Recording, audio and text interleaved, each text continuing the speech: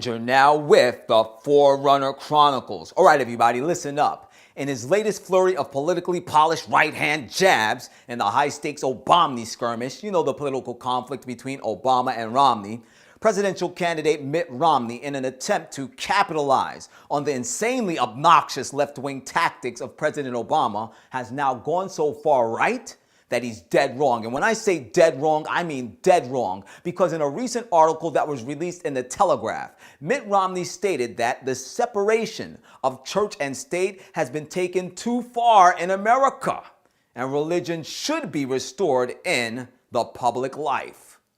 You heard what I said. But to be fair, he also stated in that article the founders proscribed the establishment of a state religion, but did not give countenance to the elimination of religion from the public square. Now that may sound all good and well to the untrained ear. However, what you're getting ready to hear next, it can't sound good to anyone. The attack on religious freedom is definitely not the USA or the land of the free that we were born and raised in, and I would really like to hear what you have to say about that. Yeah, thank you.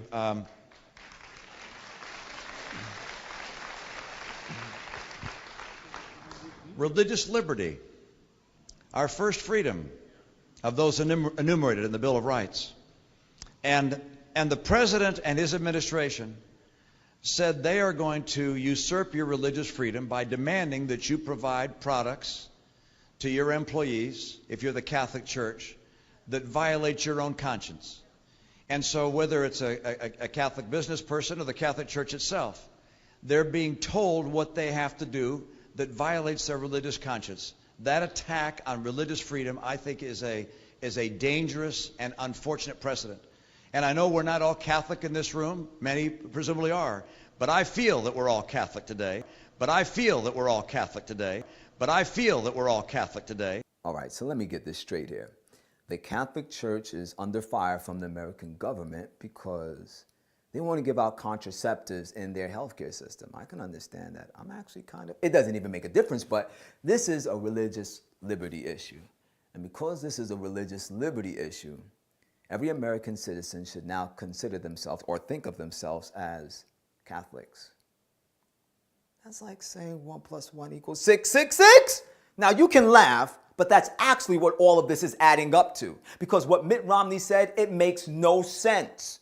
I've listened to that statement at least a jillion times now, if there's such a number. And believe me, even when you know the proper context in which he made that statement, it still doesn't sound right. Why do we all have to be Catholics now? Because we want to maintain religious liberty in America? Because we want to see freedom of conscience continue to flourish in the USA? We should all now think ourselves to be Catholics if we're citizens in this country? What's next? We should all get behind the papacy and help the Pope push his agenda here in the United States of America? You know, this brazen statement of blasphemy on the part of Mitt Romney, this wasn't some impromptu off-the-cuff statement. This was a well-placed move on the political chessboard to garner the support of the Catholic Church and the Evangelical Church here in the USA. And what I don't get is this. Evangelicals, you're Protestants. And Protestants, by definition, are those that protest against the Catholic Church. Although many people have forgotten that definition by now, that is still the definition of a Protestant. And evangelicals do fall under that category of Protestants.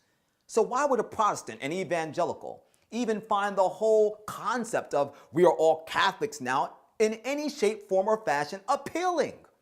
Well, you know, I think John Hagee, the pastor of the 19,000 plus Cornerstone megachurch and the founder and chairperson of the Christian Zionist organization Christians United for Israel and one of the foremost voices in the evangelical movement, has a very interesting statement to make on this in a blanket email that he sent out recently entitled John Hagee on Obama. Take a listen to this.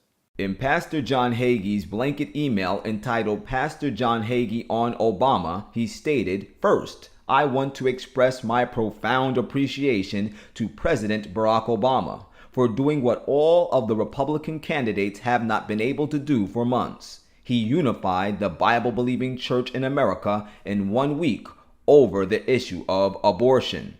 When the president ordered the Catholic Church to provide contraceptives to prevent the birth of new life, he hit a nerve in the heart of every true Catholic and evangelical.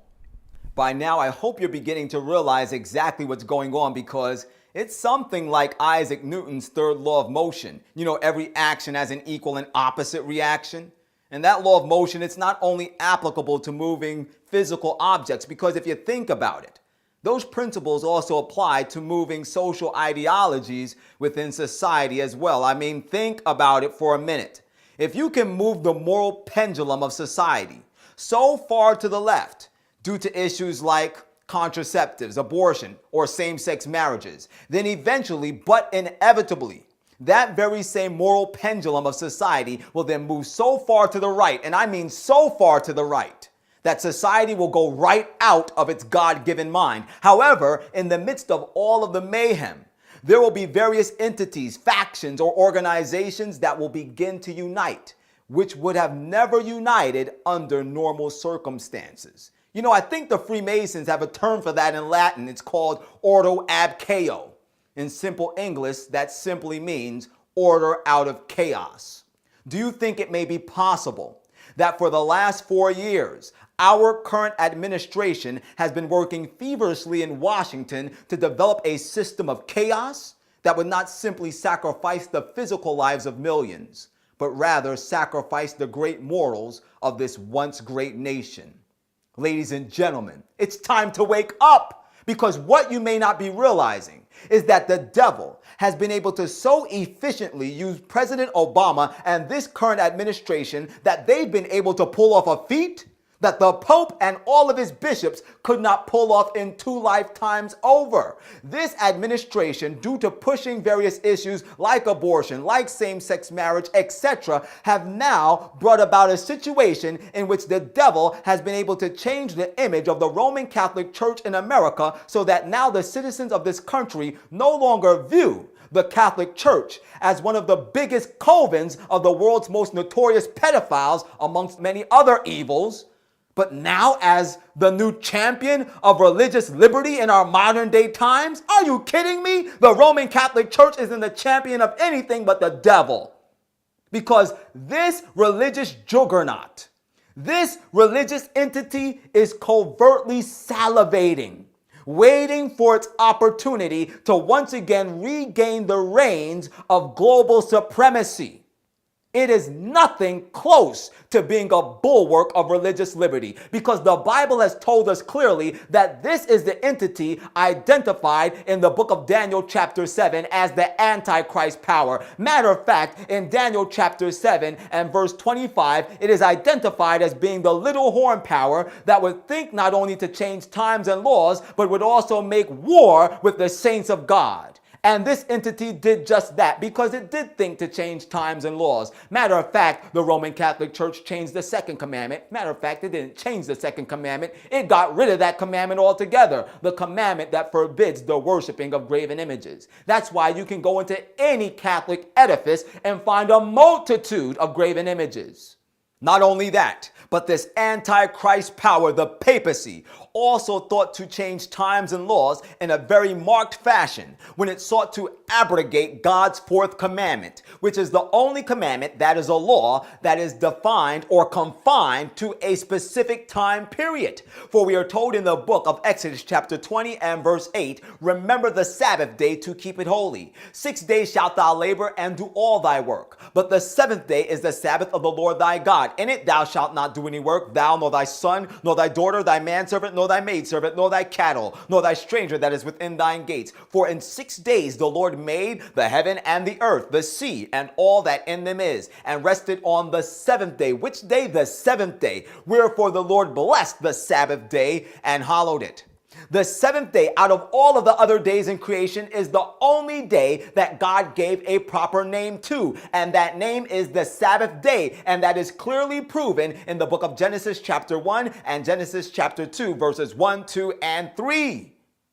The Sabbath day, the seventh day, is the only day out of all the other days of creation that God blessed and sanctified. Not the first day, not the third day, not the fourth or the fifth, but the seventh day.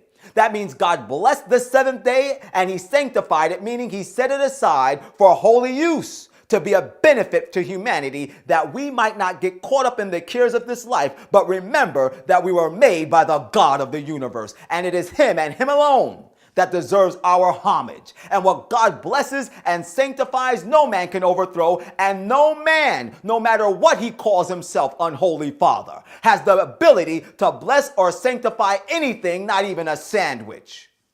But the Pontifex Maximus, Emperor Constantine the Great, led out the Holy Roman Church, the unholy Roman Church, in the year 321 AD. Mark that year. In that year, they sought to overthrow God's seventh-day Sabbath by establishing Sunday, the first day of the week, as the new Christian day of rest. That's right, it's in the history books. We're talking about a church that has a rap sheet deeper than the deficit of the United States of America. We're talking about the same papal power that is responsible for hunting down God's woman, God's church, for 1,260 prophetic days in the book of Revelation, chapter 12 and verse 6. For a prophetic times, and dividing of time in Revelation chapter 12 and verse 14. And for a prophetic 42 months in the book of Revelation, chapter 13 and verse 5. And all of these prophetic time periods add up to a literal 1,260 literal days, no, literal years.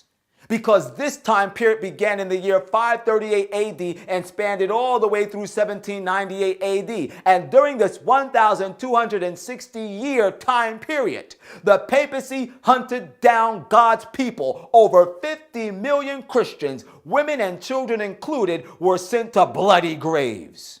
We're talking about the same papacy that during this time period unleashed its savage Jesuit order that would take pregnant women and slice open their wombs and take out their unborn children and crush their heads against the walls if these women wouldn't recant. Yeah, that's right. The Pope and his bishops, they're not for abortion. They're only for slaying anything moving that will not submit its conscience to the Pope. And Mitt Romney and John Hagee, they're not the only ones pushing this papal propaganda. But earlier this year in the Washington Post, Glenn Beck released an article entitled, "Why We Are All Catholic Now." Listen to the sentiments that he expressed in this article shortly after his return from a visit to the Vatican. Much earlier this year, in the month of February, Glenn Beck released this article in the Washington Post entitled, "Why We Are All Catholics Now." He wrote this article shortly after his return from a visit to the Vatican. This is what he had to say in the article. "I am a proud member of the Church of Jesus Christ of Latter-day Saints, but today I call myself a Catholic. Why? Because the state is telling the Catholic Church to violate its principles and teachings. So, if you are a person of faith, you must call yourself a Catholic." But what I don't get is Glenn Beck, just like Mitt Romney, they're both Mormons. You know, they're Latter-day Saints. What happened? The Church of Latter-day Saints aren't saintly enough to deal with religious freedom without identifying themselves with the Catholic Church? Well, you know, staying true to who he is, Glenn Beck also has an answer for this one. An answer that you need to listen closely to, especially if you are a person that deems yourself to be an individual of faith. Because what Glenn Beck is getting ready to tell you is why he and all of his cohorts believe that you need to be tying yourself to the Catholic Church right now. Now is being reshaped by evil, way beyond Barack Obama and this administration. What the Vatican does, and what the world's leaders in churches all over America, is absolutely critical. They are going after the Vatican because it is a church of hierarchy. You attack the top, and then you can change the church, change the country, change the world. Once the president and the Soroses of the world take care of the Vatican, how hard will it be to pick off the Lutherans or the Mormons or whoever? The Jews. They're starting big. Your evangelical pastor and your evangelical church is a piece of cake. If you knock it off, because all you have to do is start to intimidate, those churches stand alone. Those churches rely on the parishioners, the congregants to come and support. You cannot stand alone, and you cannot sit this one out. We are all Catholics now. Tie yourself to something.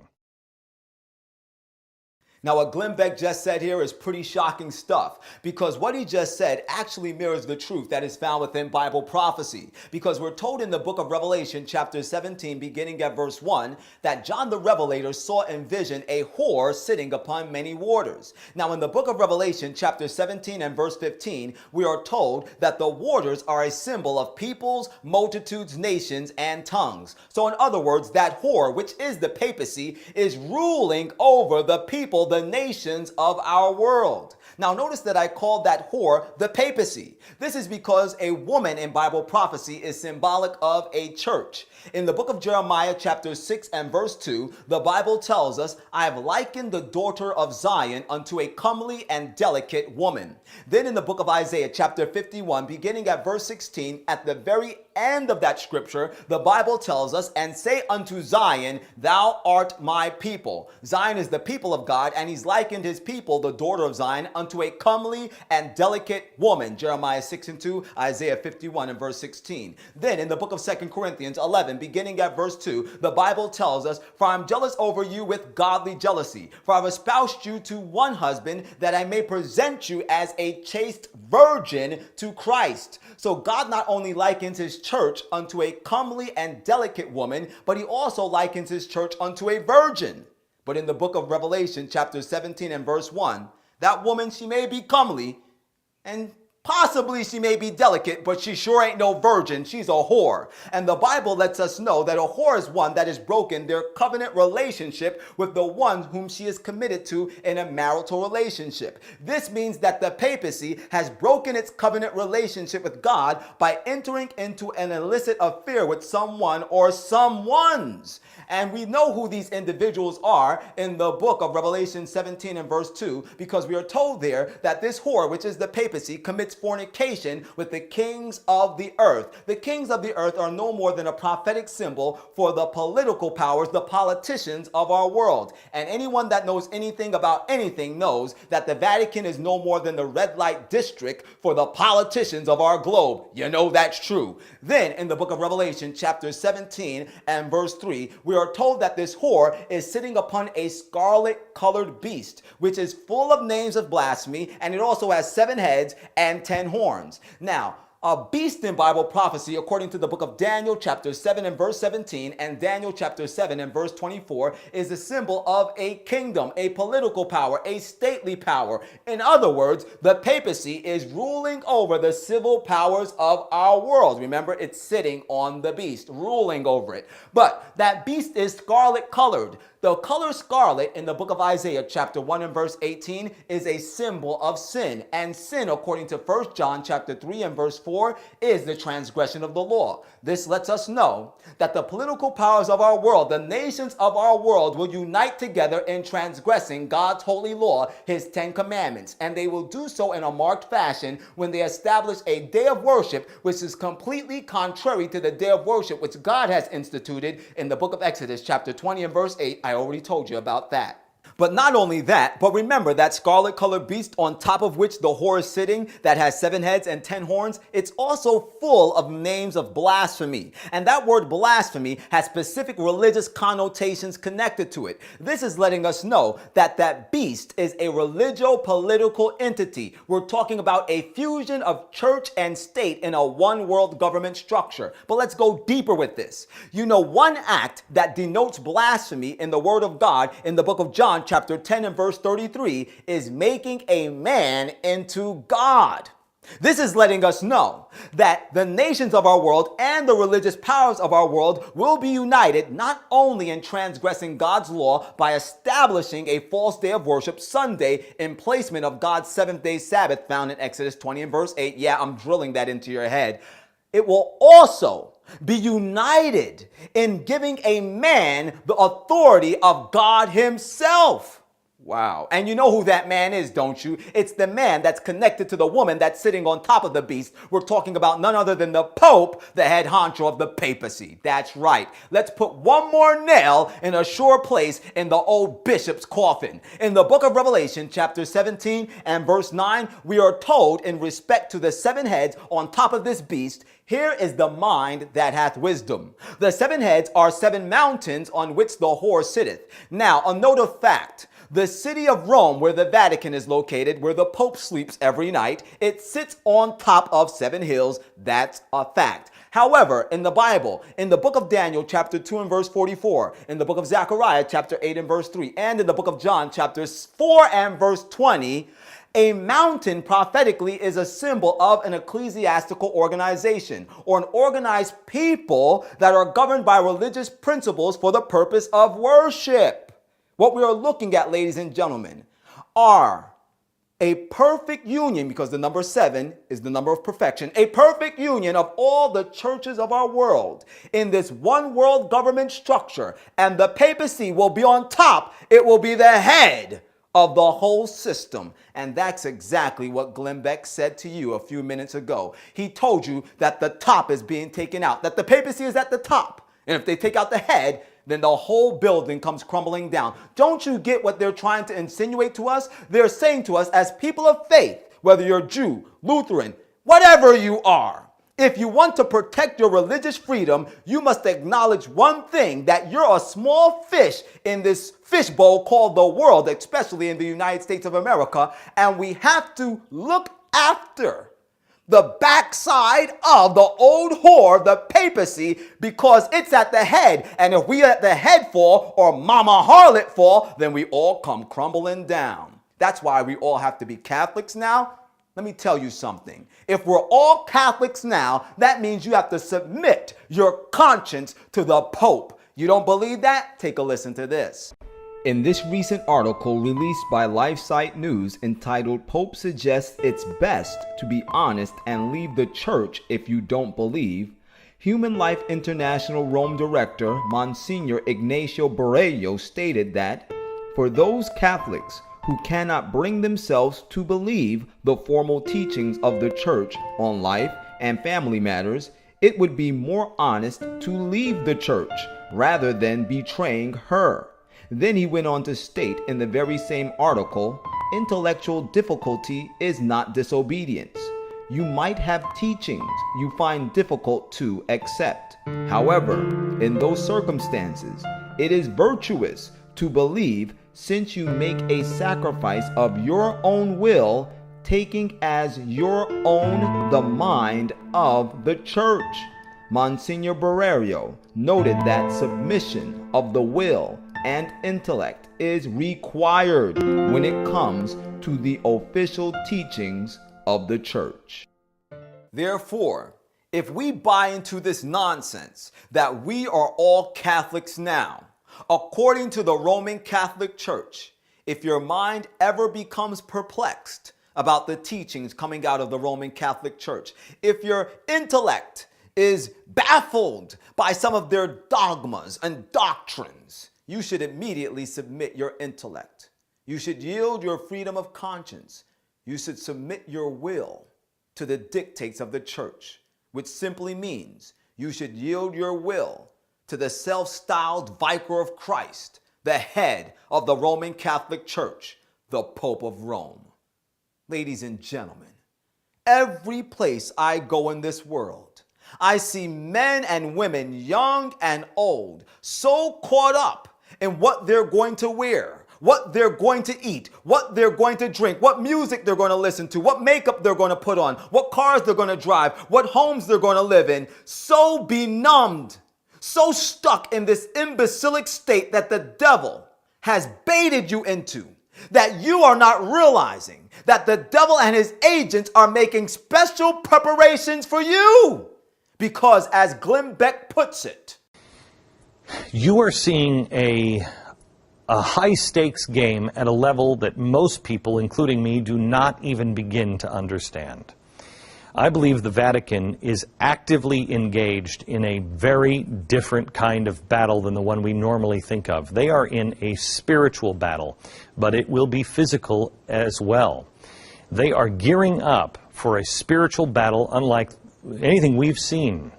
And when it gets physical, and it will get physical, the Bible warns us in the book of Revelation, chapter 13, beginning at verse 15, and he, speaking of the United States of America, had power to give life unto the image of the beast, speaking of the union of church and state beginning here in the United States of America, that the image of the beast should both speak, meaning that this religio-political system could actually set in place laws and causeth as many would not worship the image of the beast, or causeth as many that would not bow the knee to the dictates of this blasphemous religio-political system should be killed. And he called it all, both small and great, rich and poor, free and bond, to receive a mark in their right hand or in their foreheads, and that no man might buy nor sell, save he that had the mark or the name of the beast or the number of his name.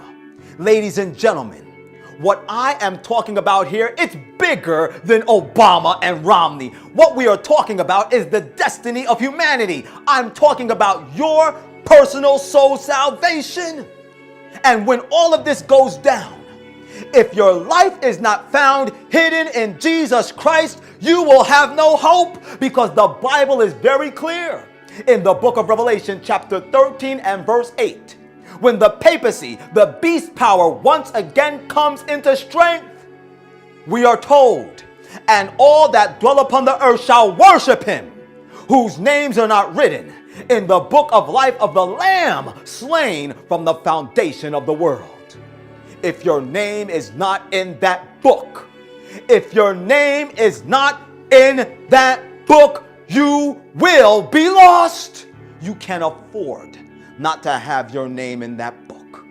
And the only way that your name can be in that book is if you follow the counsel of John chapter 1 and verse 29. Behold the Lamb of God, which taketh away the sins of the world. Jesus Christ wants in your life. The Bible is clear in the book of Revelation 3 and verse 20. Jesus himself said, behold, I stand at the door and knock. If any man hears my voice and opens up the door, I will come in and sup with him, and he with me. Jesus Christ wants to possess your life. He's been calling you for a very long time, and you've been trying to ignore the voice of God through fornicating, through drinking, through smoking. You know that I'm talking to you. He's been calling you. You've been trying to get caught up in your work, get caught up in your children, get caught up in your education, anything to try and blunt the voice of the Spirit of God. You've been partaking in that to keep Jesus out of your thoughts. But Jesus has you in his thoughts, and he's not going to give up. He will send every message possible to wake you up. But if you don't wake up, you will perish in your sins. But it won't be because Jesus didn't try to save you. It will be because you refused the love of the truth, because you had more pleasure in sin. Today is the day to make a choice. Choose you this day whom you will serve. If you want the world, have that. But if you want Jesus, he's calling you today. Make the right decision. God help you. As always, this is the Forerunner. And whether you like it or not, the truth is the truth.